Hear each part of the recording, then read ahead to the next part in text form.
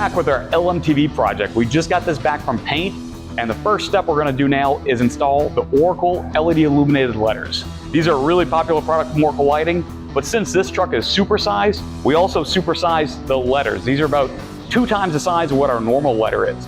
But that's okay, because we offer custom badging for just about any vehicle. So if you have a project that requires custom illuminated badging, be sure to check us out. The first step we're gonna go ahead and do here is apply our template so everything's on there exactly how it needs to be, and then we'll start making some holes.